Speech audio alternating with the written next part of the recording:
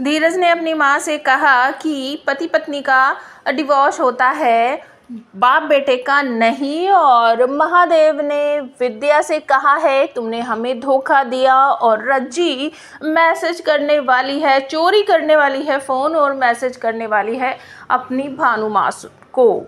Mahadev and sun serial के आज रात के एपिसोड में high voltage family and love story का आपको ड्रामा देखने को मिलने वाला है, क्योंकि जैसे ही सीरियल स्टार्ट होगा रज्जी कहेगी कि आप सब ये ड्रामा कंटिन्यू कीजिए, हमें प्लीज़ बता दीजिए कि हमारा कमरा कौन सा है, क्योंकि केतन को ज़रा सा भी यकीन नहीं हो रहा है अपने भाई धीरज पर। और वो अपनी माँ से भी कहता है कि हमें तो समझ नहीं आ रहा, हमें तो ऐसा लग रहा है माँ कहीं आपने ही तो इन दोनों का साथ नहीं दिया है।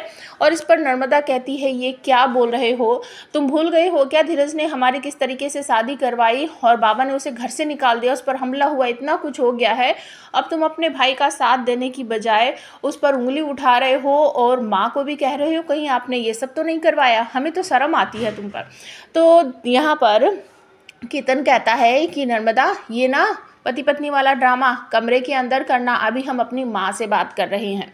तो सभी घर वालों को शक है कि इनकी लव स्टोरी कब स्टार्ट हुई, किसने इनकी मदद की, शादी में किसी को समझ नहीं आ रहा। अब रजी इसी बात को सुनकर कहती है कि प्लीज़ ये ड्रामा कंटिन्यू रखिएगा, हमें हमारा कमरा बता दीजिए। वो कमरे में चली जाती है और वहाँ जाकर वो काफ़ी बेचैन है, क्योंकि उसने सुबह से कुछ खाना नहीं खाया है। जैसे ही कमरे में एंट्री करेगा धीरज, वो उसको उटपटांग बातें करेगी, उस पर हमला करेगी, कैंची वगैरह लेकर कुछ उसको मतलब डराने की कोशिश करेगी कि हमसे दूर रहना, शादी तो तुमने ज़बरदस्ती कर ली है, जो तुमने कहा हमने वो भी कर दिया।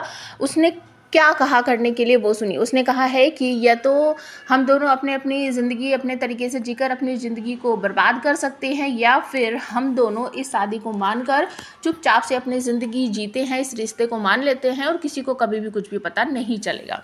अब रज्जी यहाँ पर धीरज के कहने से मान तो जाती है कि साथ रहते हैं, इस रिश्ते को मान लेते हैं, लेकिन वो सिर्फ अपना बचने के लिए ये सब कर रही है।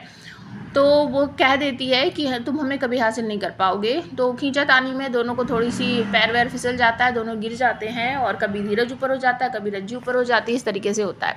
तो रज्जी को यहाँ पर धीरज समझा देता है कि हमें तुम्हें कोई इंटरेस्ट नहीं है, ये शादी तुम्हारी जान बचाने के लिए की गई है और हम कभी तुम पर हक वक नहीं जताएंगे। तो रज्जी को विश्वास हो जाता है कि वो मेरी बात समझ गया है। अब वो कहती है कि हमें बहुत भूख लग रही है, हमने सुबह से कुछ खाया नहीं है। तो धीरज कहता है हम अभी बाहर जाते हैं, तुम्हारे लिए खाना लेकर आते हैं। तो वो नर्मदा से गरम गरम खाना बनवाएगा और जब रज्जी के लिए वो खाना लेकर आएगा तो वो खाने को देखकर खाना तो सोचेगी, लेकिन फिर उसका मन बदल जाएगा, कहेगी हम नहीं खाएंगे। अब यहाँ पर दोनों के बीच बहुत सारी तू मैमी होगी, मेंटल हॉस्पिटल से आई है क्या, पागल है क्या, खाना क्यों नहीं खा रही है। जैसे वो दोनों लड़ाई करते हैं आपस में, सेम वैसे ही लड़ाई करेंगे। और उसके बाद रज्जी कहेगी हमें तुम पर शक है, कहीं तुम इसमें कुछ मिला कर लाए हो, फिर हम बेहोश हो जाए और बेहोशी का फ़ायदा उठाकर तुम हमारे साथ सुहाग रात बनाओ, हम ऐसा बिल्कुल भी नहीं होने देंगे। तो वो कहता है कि तू पागल हो गई है क्या, इतनी रात को मैं भाभी से गर्मा गर्म खाना बनवा कर लाया हूँ और तू कह रही मैं नहीं खाऊंगी, ठीक है तुम्हें से लेकर जाता हूँ, इतना ड्रामा क्यों किया। वो बोलती नहीं नहीं नहीं हमें भूख तो लगी लेकिन हमें विश्वास नहीं है। वो कहती है कि हम क्या करें। तो धीरज कहता है अब हम इसको किसी डॉक्टर के पास लेकर जाते हैं, लैब में लेकर जाते हैं, कहते हैं कि इसको चेक कर दो क्योंकि रज्जी बेचारी को हम पर शक है। तो वो कहती है कि नहीं नहीं वो सब करने की ज़रूरत नहीं है, तुम बस इसको चख लो। तो वो सारी चीज़ें चख लेता है, उसके बाद रज्जी वो खाना खाएगी।